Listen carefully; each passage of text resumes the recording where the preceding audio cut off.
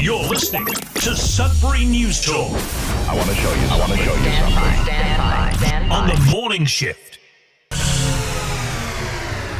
Anything could happen. Sudbury News Talk on the morning shift.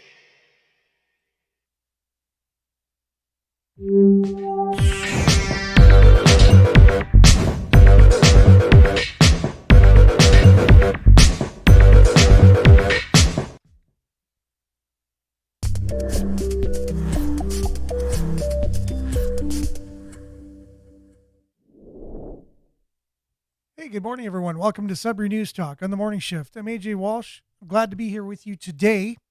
Thankful that you're with us. Hope you had a great weekend. It is Monday, January the 29th, 2024. Grateful to be with you today. I had a good weekend, and I hope you did too. So just waiting for everything to load up here on our computers. It's been an interesting getting everything ready this morning. But we are up and running, so we're here. Thankful that we already have some people waiting and on already, and going to be talking about local news, weather, sports. Also, a little deep dive into reaction from the tour that Tucker Carlson is on. His speeches that he gave in Alberta ruffled the feathers of a lot of, I guess you could say, liberal MPs from Ottawa, and we'll have some reaction from them. Wow, were they ever upset? You would think that we were invaded or something, and we're declaring war or something. It's interesting. Anyways, I guess words are scary to some people, and some people can't just use their words, or they want to prevent other people from using their words because they can't use their words as good as other people use their words, so they just want to shut up the people who can be able to use their words very effectively, right? It's an interesting thing. Debate is awesome. I think we need to have a debate in this country. And I know a few intellectuals out there have been asking for this to basically have a debate.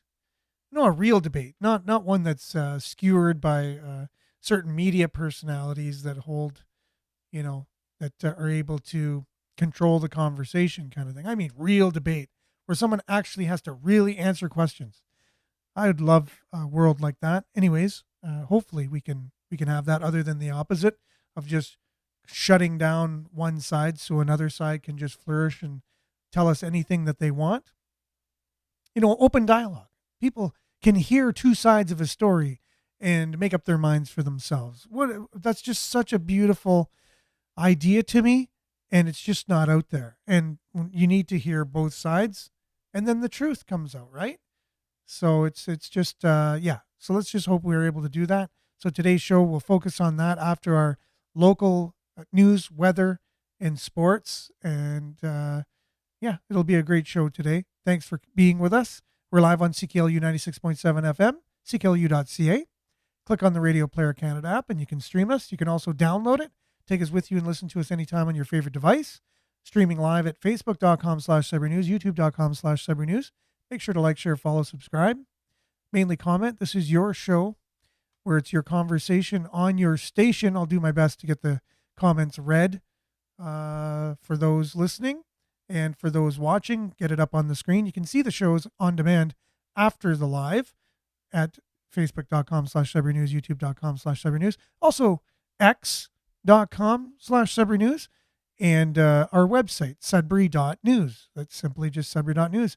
It's a news aggregator where all the local news comes in one convenient location, and that's a service to the community and the journalistic outlets that we have in the community as well, free of charge for everybody, including the news organizations, Sudbury.com, CTV Northern Ontario, CBC Sudbury, and the Sudbury Star. All of them are aggregated for free into one location so everyone can see all their stories. Click on them. They get the eyeballs on their pages. They get the views. They get the revenue. We don't get any. It's a service to the community that we provide, and we're grateful for them providing the news at least, and for the legislation that was made that shuts down the ability to share news over Facebook or Instagram now at least you have a way to get it that's convenient. Not as convenient as it was on Facebook, where just friends would share stories that they were passionate about, and because you're interested in similar things, you'd see it right away. Well, you got to do a little bit more work now, but we're trying to make it as easy as possible. So stay with us. It's going to be a great show this morning. We'll talk about these things and much, much more. We'll be back with a little bit of weather to kick things off, and then how the Wolves did over the weekend, the Five, and some local headlines. Unfortunately, we'll talk about this a little bit later. Councillor Vagnini is reported missing, which I thought was just interesting. Not something you hear every day. Ward 2 Councillor Michael Vagnini, missing since Saturday night. We'll have more details on that. All the news outlets covering it.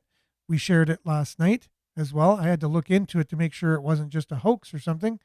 Anyways, so thanks for being with us. We'll dive right in with a little bit of weather, and we'll be back right after this. Stay tuned. Going to be a great show.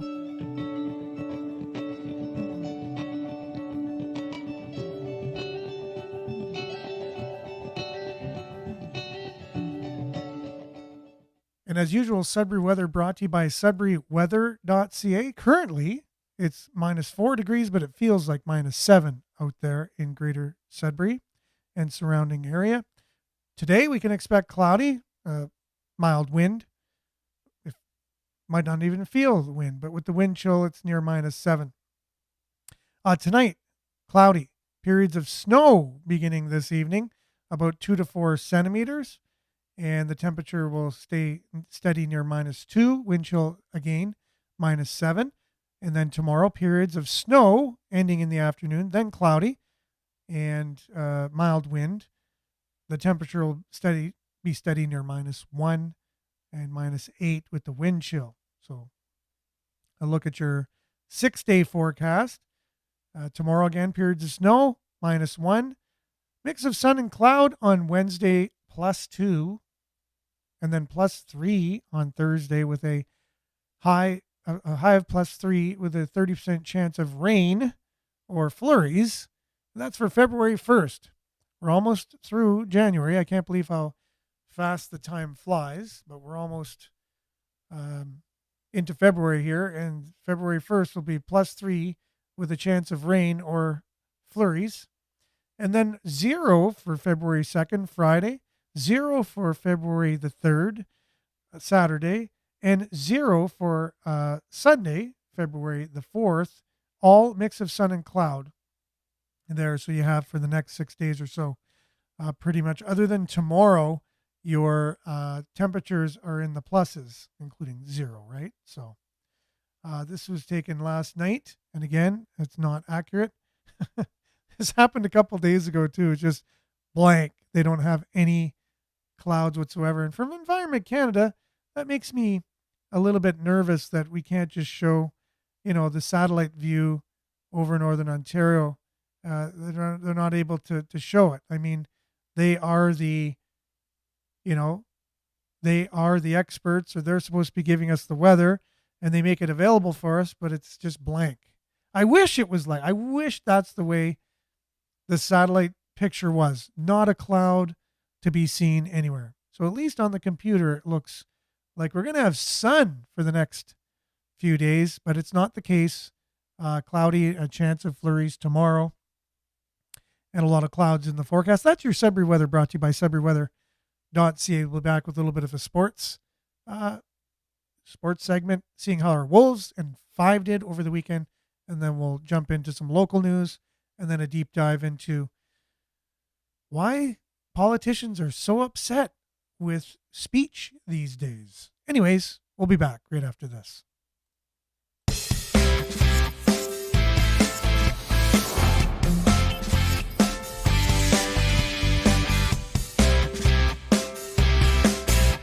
And your Sudbury Wolves were in action this Friday here.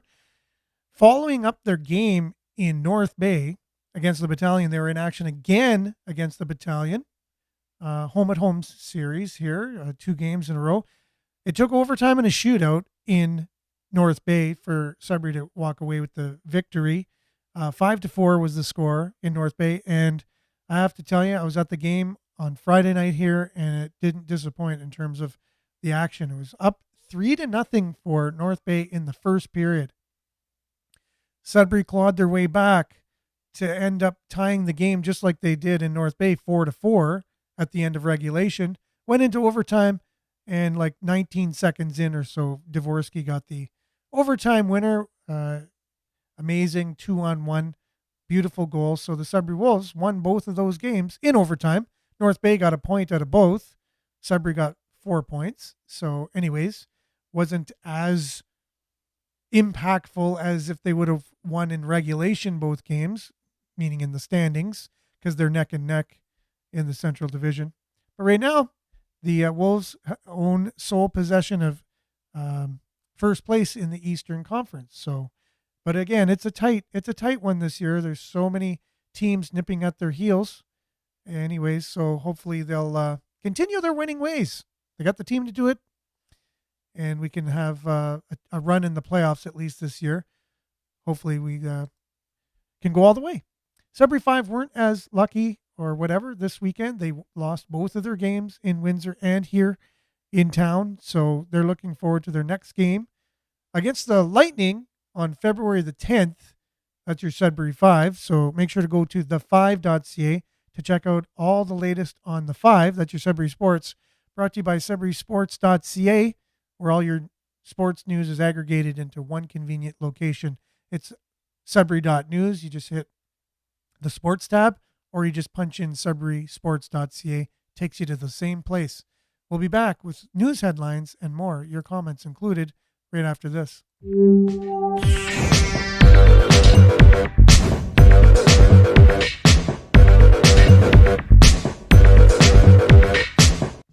All right, so we got a good bunch of you joining on this morning, bright and early.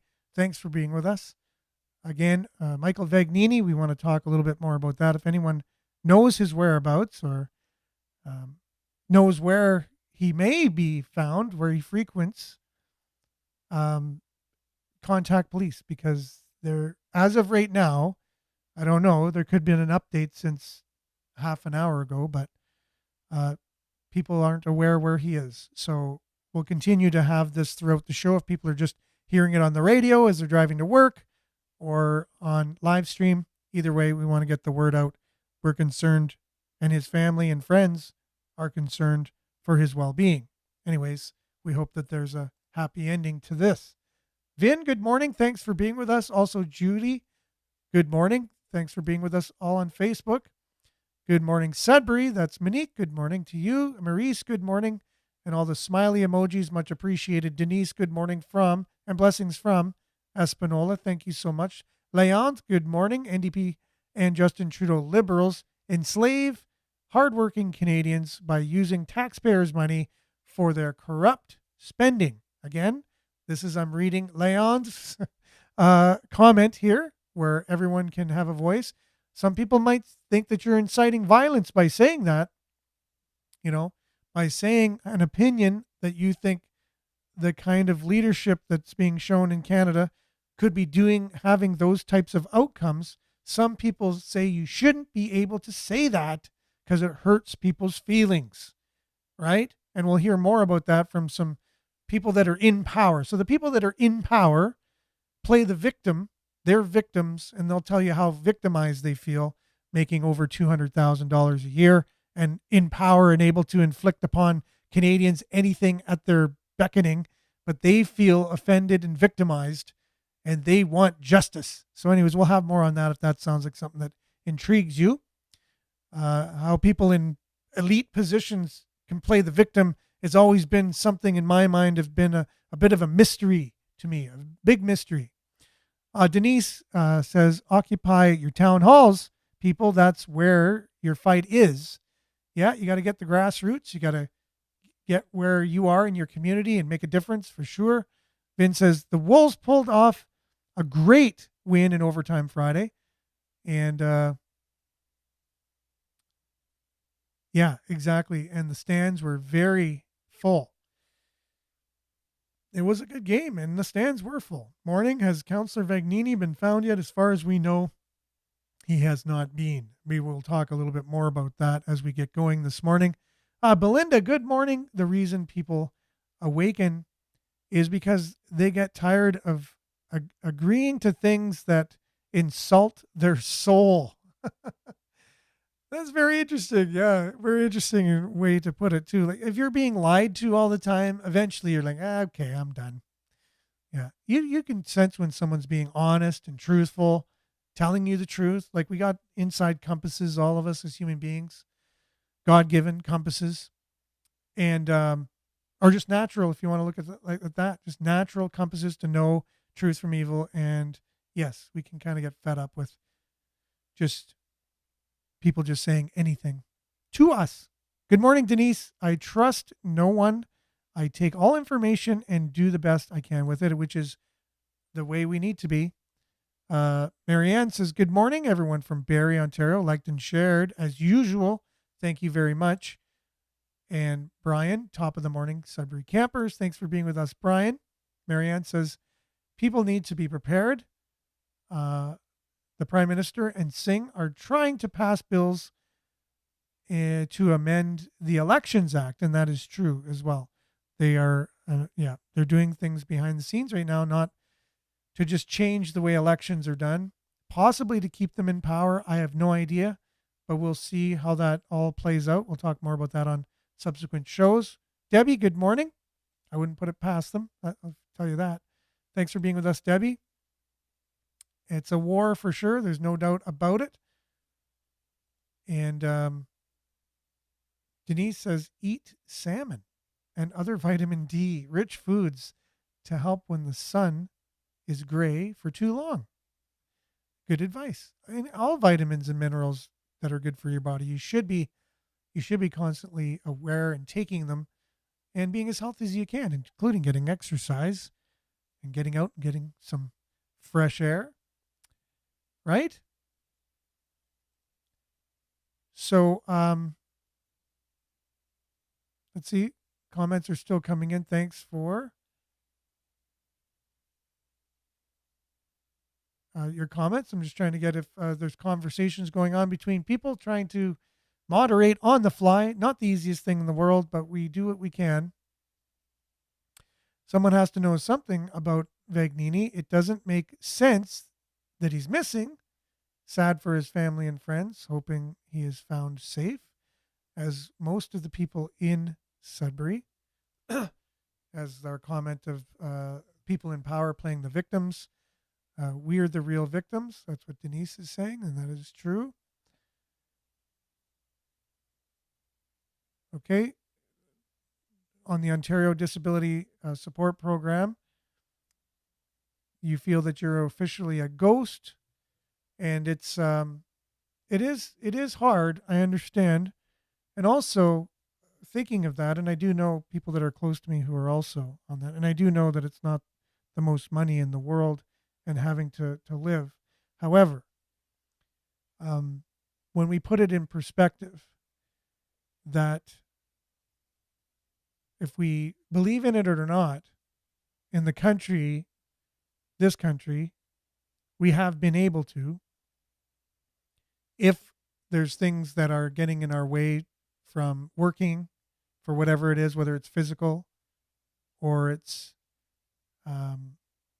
emotional or it's a chemical imbalance or whatever the reason is we can't work. The fact that there's money available for us is a blessing. It's a true blessing to be grateful for, even if it's a base amount.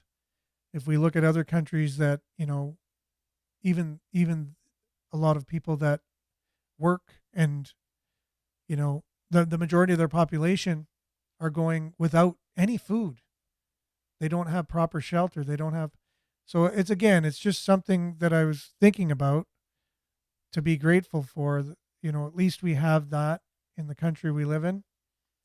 And we have very good circumstances. Being poor in Canada, looked at from most of the countries around the world, we would be considered rich. We would be considered well off, even the poorest of the poor in this country.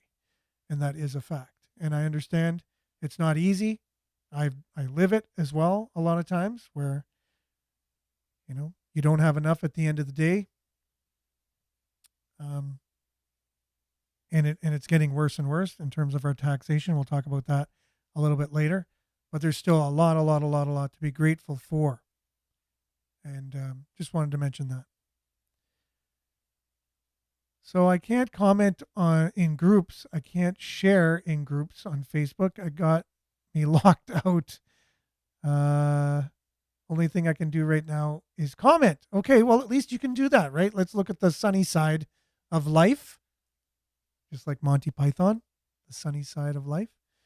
And that's all we can do. Sometimes either you're going to laugh or you're going to cry. So it's best to keep positive. Belinda says we're witnessing the cabal being dismantled globally before our eyes. Yeah, what to institute another one? I have no idea, right? So absolute power is very like we are so far away from it to understand it. When there's absolute power at stake, people will do anything for it.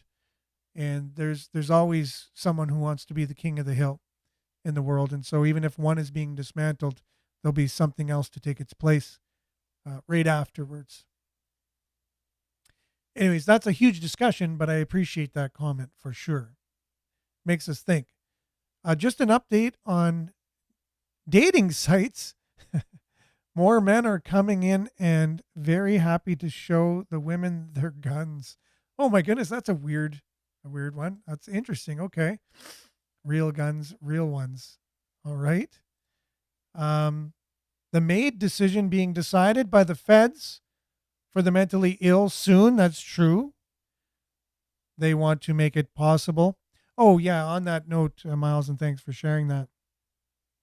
It's a subject that's very near and dear to my heart because I know I'll have loved ones who are affected by that.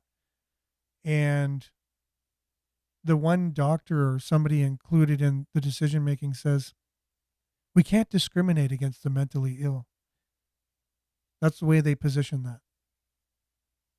By not offering them death as a solution, we're discriminating against them because we can offer death to everyone else, but not to them.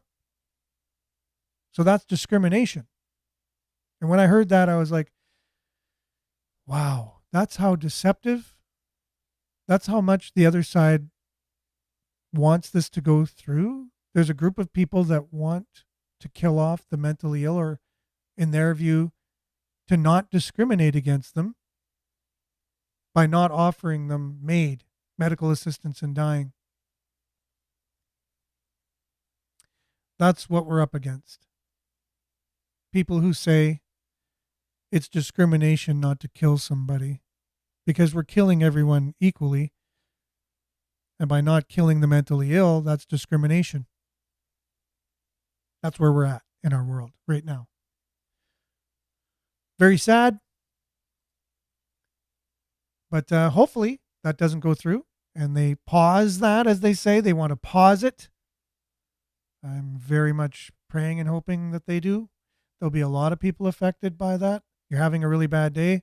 The doctor says to you, well, it's going to take 6 months for you to get help by seeing somebody, or a year by getting that kind of help. The help that we used to hope for. But we can offer you this medical assistance in dying, and we can probably set up an appointment by next Wednesday. So you'll get that relief a lot quicker than the relief of speaking to somebody who's going to help you with your issues. And yeah, we don't want to discriminate against you, because we offer this to everybody, and it's an equal, a society that we're equitable. Everyone is equal. So we don't want to discriminate against you. We want to kill you just like we want to kill everyone else. Now I'm saying that sarcastically. That's sarcasm. But that's my cynical way of looking at it. And I don't think it's that far from the truth. I just don't. Why are people so hell-bent on killing people? To relieve their suffering. Exactly. You suffer with mental illness. Well, if you're dead, you probably won't suffer very much, right? Just like addictions, Oh, you're suffering from addictions? Well, just to prevent you from getting something that's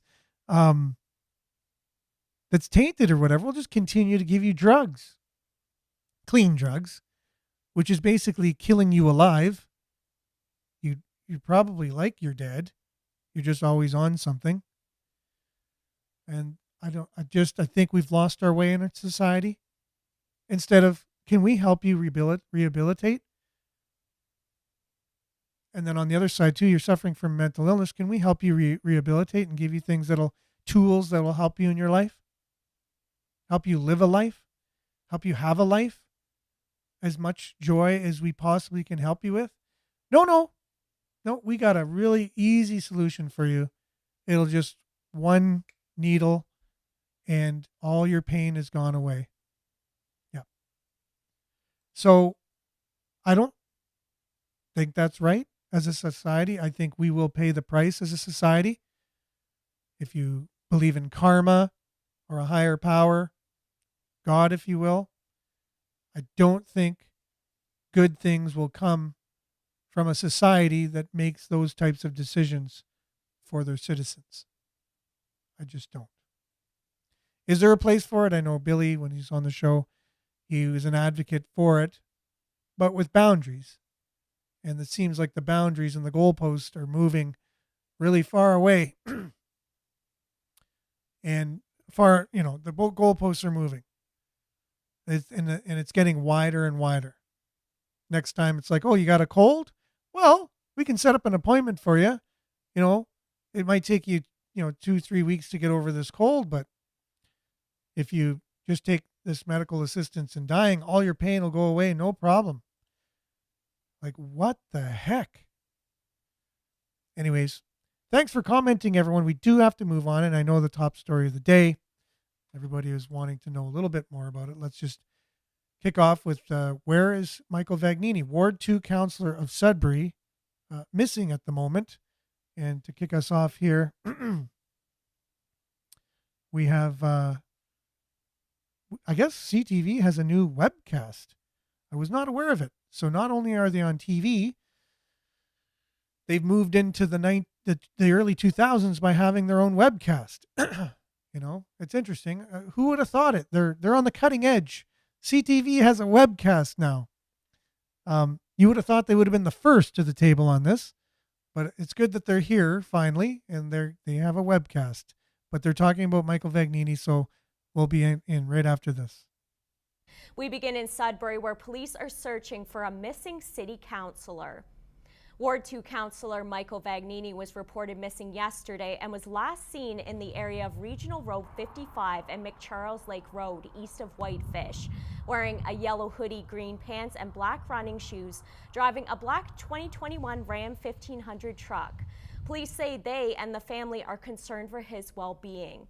Anyone with any information is asked to contact police. And this afternoon, Sudbury Mayor Paul Lefebvre released a statement about the missing councillor, saying in part, these types of situations are very challenging and we all want to see a good outcome, one where he's safely back with his family. I know the Greater Sudbury Police Service is taking every action to locate him. I thank them for their diligence and focus on this matter. I and all of City Council are hopeful that our councillor will be found quickly and in good health. So those were the words of our mayor, Paul Lefebvre, hoping that Michael Vagnini will be found safe and that there's a good outcome. And we here share that as well. And again, just kind of shaking our heads. It's not every day that you have something like this take place. And it's kind of disturbing in some ways. But again, they said that on CBC that he has medications that he's on, and he didn't have his medications with him. So doesn't sound like he was prepared. So he went missing Saturday night. The police issued a media release approximately noon yesterday saying that he was considered missing.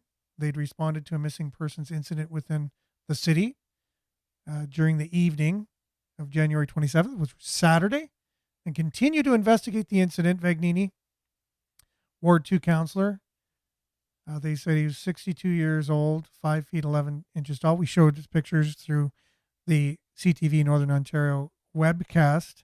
260 pounds, black short hair, unshaven face. Last seen wearing a bright yellow hooded sweater, green pants, and black running shoes. He was driving a black 2021 Ram 15 pickup truck with the Ontario license plate BK22178.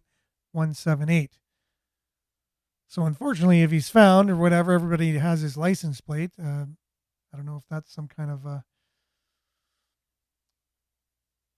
I don't know if that's something he'd want everyone to know is his license plate, but actually in this particular case, what else are you going to do?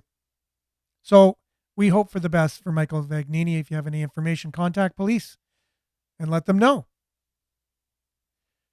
Saturday marked the tragic anniversary of Renee Sweeney's murder as well. So more than half of Kim Sweeney's life has been marked by fear after her sister Renee was murdered in a shocking and grisly crime at a video store that left the community shaken on this day, January 27th. This was on Saturday, 1998. The younger Sweeney was never the same. Her mother, who was already struggling with multiple sclerosis, never walked again. From the moment she heard about her sister's murder, she had avoided at all costs walking alone, whether outside, in a shopping mall, or even to and from her car. She asks for an escort. And even though Robert Stephen Wright, the man the jury found guilty of the murder after 2023 trial, has sat in a jail cell since 2018, Sweeney told Sudbury.com that old habits don't break easily.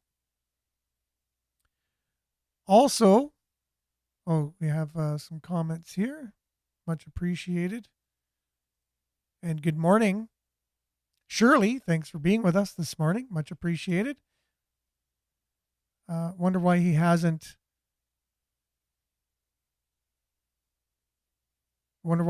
hit the news everywhere else. Not sure. That's Marianne wondering about the news about Councillor Vagnini. Didn't he just offer to buy a fire truck for Hyman, I believe, for Beaver Lake? Something, yeah. I thought I heard something about that as well. Yes. The men who wanted to be left alone. The most terrifying force of death comes from the hands of men who wanted to be left alone. Okay, so this is a great, looks like a statement or a comment or a poem. Thanks, Trevor, for sharing that. I'd invite everybody to read that. It's not big enough to fit on our screen, unfortunately, but it will be in the comments. So thank you so much for that. Perfect. Okay, so Capriol comes out in full force to help displaced residents in the wake of Wednesday's residential fire. In Capriol, the community has come together in various ways to help those affected. Quote unquote, we rally, Capriol Community Action Network President Barbara Boucher told Sudbury.com. We are a close-knit community and everyone comes together in these situations. So this was spoken on Friday. They spoke to her, at which time she had a handful of other community leaders were working to line up an account at Northern Credit Union to help those displaced by the fire. Excuse me, rather than have people contribute to a GoFundMe fundraiser, which charges fees. She said the credit union account will allow all proceeds to go towards helping those in need who are affected by the fire in Capriol. So that's great. The community is coming together.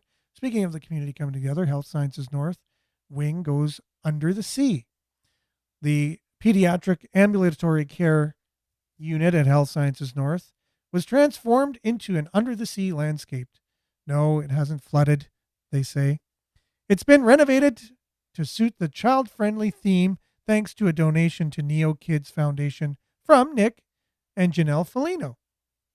This newly renovated space offers captivating underwater scenes, 3D characters, and a new exam room to enhance the care experience for pediatric patients and families.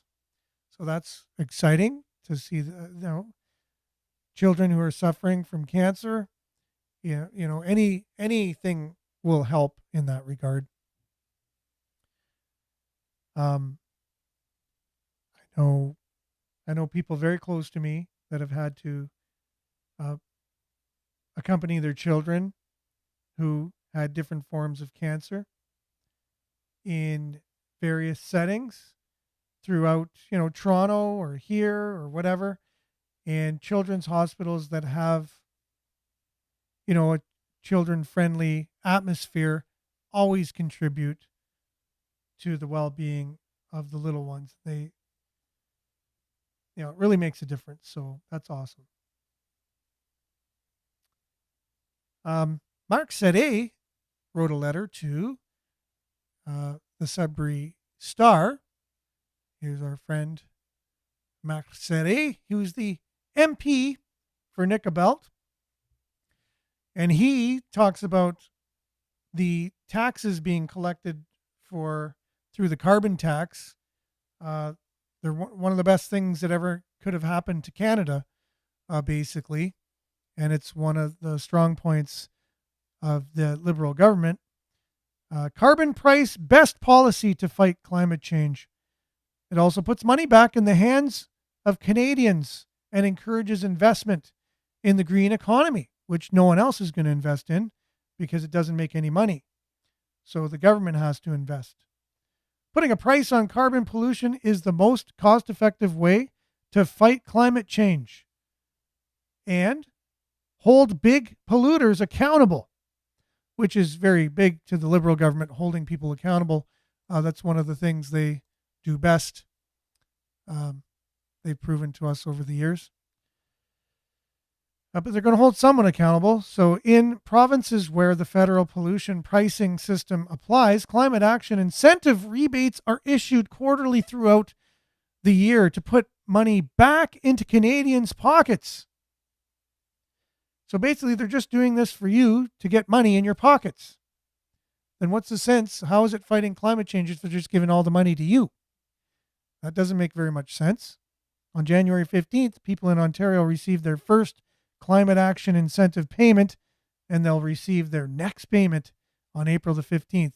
Payment amounts to $244 for a family of 4, $183 for a couple, and $122 for an adult living alone. Recently, the supplement for eligible residents living in rural areas was increased by 20%. Right? So let's see. The Canadian Taxpayers Federation had something to report on in terms of, where our taxpayers' money could be going. And they have some pretty neat insights. So let's just check in with the Canadian Taxpayers Federation and see what they have to say. Whoa, it's getting cold here in Ottawa, so members of Parliament are getting ready to shove their hands deeper into your pocket. On April 1, MPs are going to give themselves another raise, and the Canadian Taxpayers Federation crunched the numbers, and the raise will range between an extra $8,100 for a backbench member of Parliament, all the way up to an extra $16,200 for Prime Minister Justin Trudeau. So after the April 1 pay raise, a backbencher, along with collecting dust, will collect a salary of about $202,000.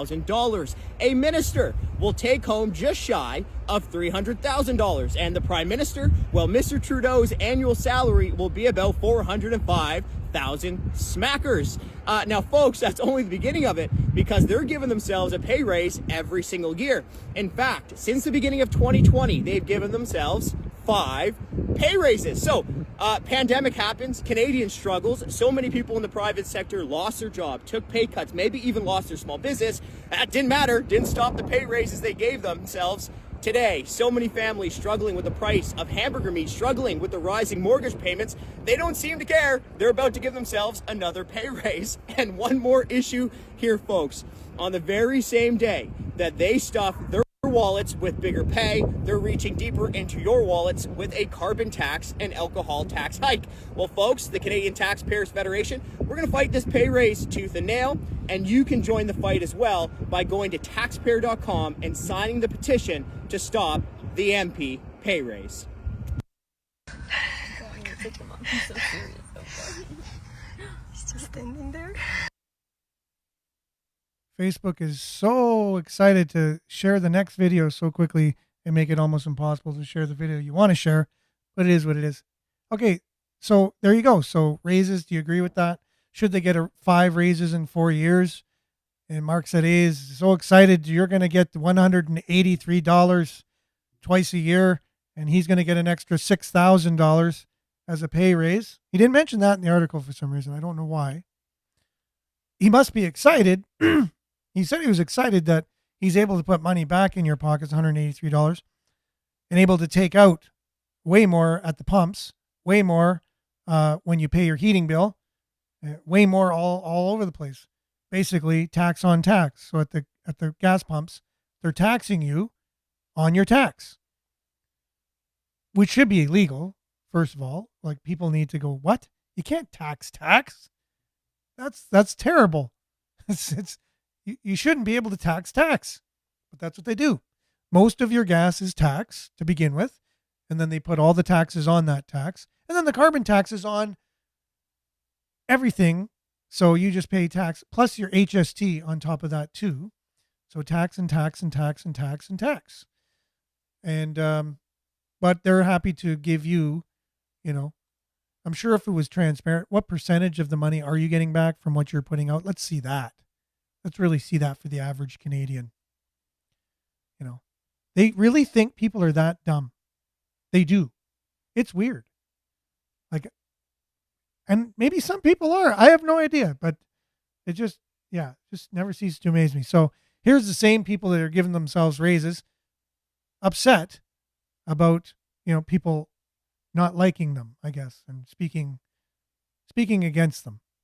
I am going to go over the Tucker Carlson fallout that is all over media and all over Canada today, all over the airwaves. It is just absolutely ridiculous, and the hypocrisy. These people are freaking out over absolutely nothing. I got a few short clips to show you about some Liberal MPs and Rachel Notley talking about it, saying how irresponsible Danielle Smith is, blah, blah, blah. But first, there are some quick points I have to show you because they are very important.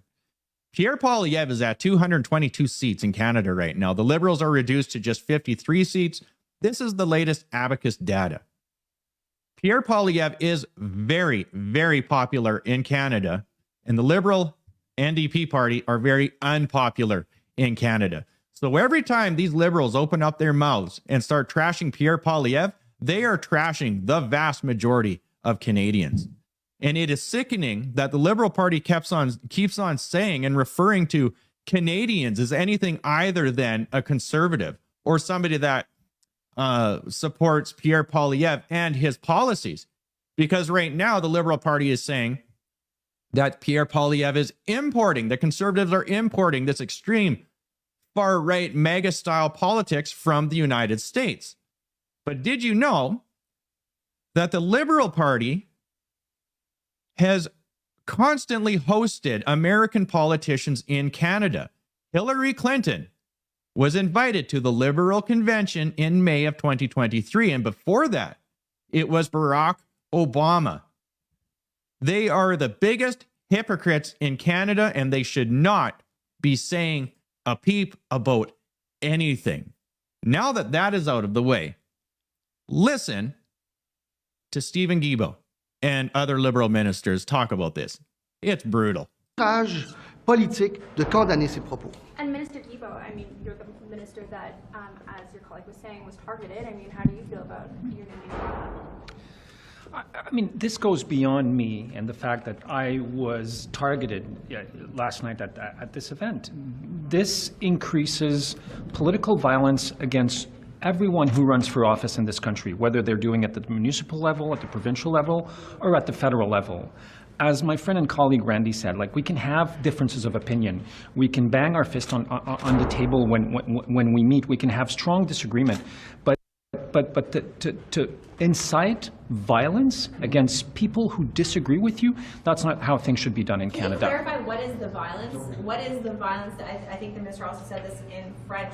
What is the violence that they are bringing to Canada? What is the political violence that you're talking about? Just to be very clear. Well, to put a target on someone's back, for example.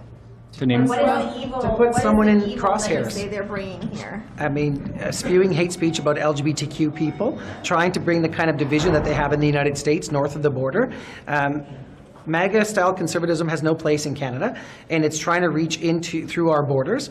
And as Minister Rodriguez has said, conservative premiers, instead of doing their jobs, are trying to invite this wave of populism. And I can tell you, it's making newcomers nervous and fearful. People in the LGBTQ community do not feel safe. We have people who want to run for office that take a look at what happened last night in Edmonton and say, why bother? And that is not good for the political commons. It's not good for Canadian democracy. It's ridiculous that they keep on referring that it is creeping in. Like we don't have social media, that we don't have friends or family that are American. It is absolutely ridiculous, and they treat us like we are stupid and we are just children. Did it ever occur to them that they are tanking in the polls right now, and Canadians legitimately just do not like what they've done to this country? This is gaslighting. Big time. They don't have any concrete examples. They are just spewing nonsense, absolute nonsense. This is what Jordan Peterson had to say about Stephen Guilbeault, talking about being a target. He says, "Hi there, Stephen Guilbeault. Has it occurred to you that Alberta will simply not put up with what you are doing? That the inhabitants of that province will dissolve the country first? And maybe it's because you couldn't be more wrong? You and your idiot compatriots will plunge everyone in the world into a counterproductive poverty just to virtue signal. Anytime you want to discuss this publicly, I am available." These are politicians.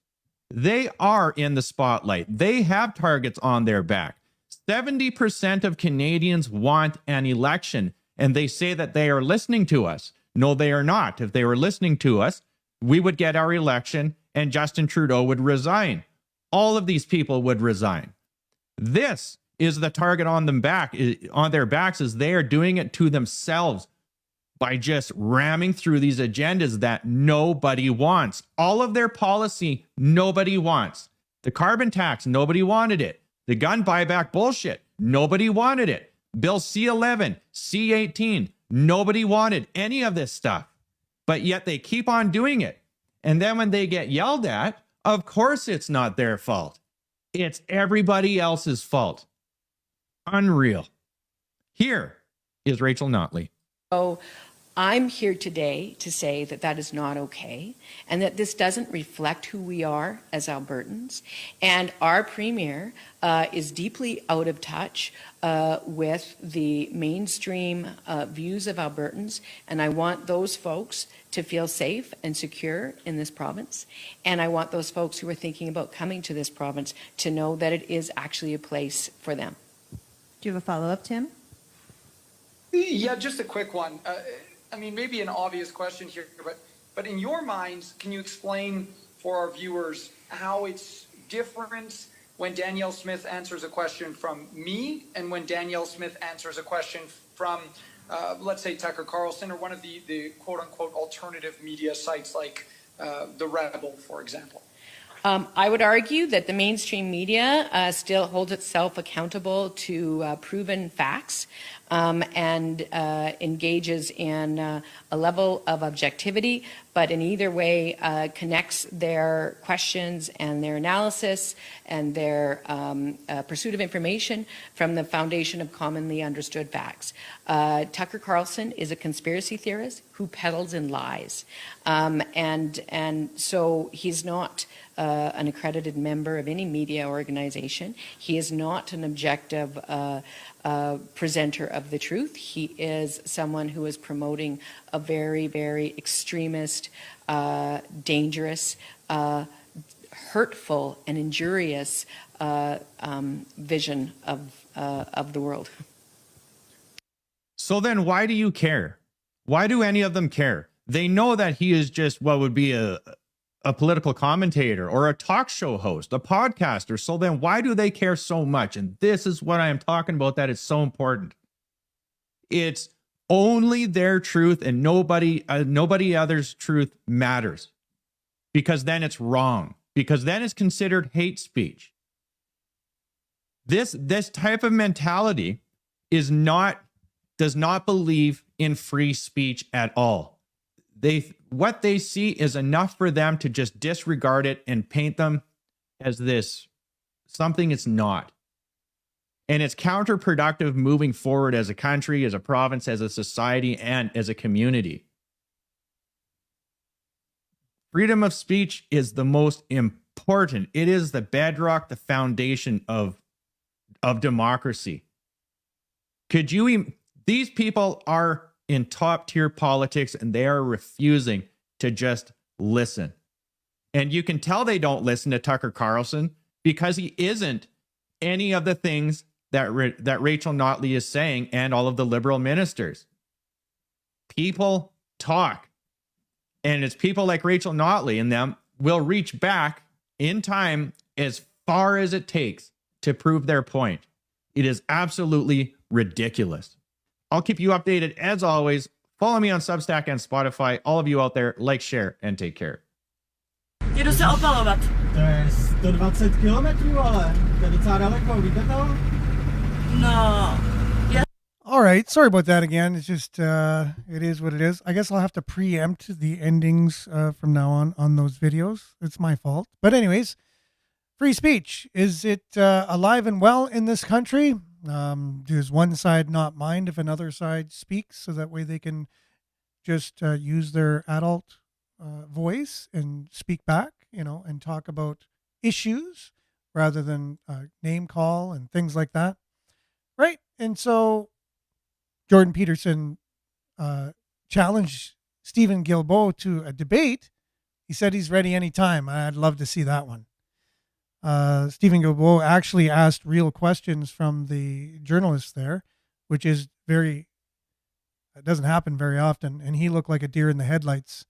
So they said what actually was said. And he looked like, and the other guy had to take over for him. He didn't know what to say because he actually was asked a real question. He's not used to that. So good on the media to do that. Like as Rachel Notley said, they have the highest integrity and they would never, ever say anything to you other than facts, as we disproved time and time again from experts that they actually engage in propaganda more than they do with finding the facts. So it is what it is. And thanks for listening. Today was January 29th of 2024. It is Monday. Hopefully everyone has a great beginning to your week. If you go to work, if you are at home, either way, hope you have a great week. And hopefully you can catch us tomorrow, same time, same place, on the same platforms, on the same stations. And we'll have a great show as usual. So if anyone has any information on Ward Councillor 2, Michael Vagnini, excuse me, make sure to contact Radio Sudbury Police. And our thoughts and prayers are with him and with his family at this point, looking for a positive outcome. So thanks everyone for watching and listening. We'll see you same time, same place tomorrow. Have a great day, everyone. Stay tuned now for Earshot Daily on CKLU 96.7 FM. Ciao.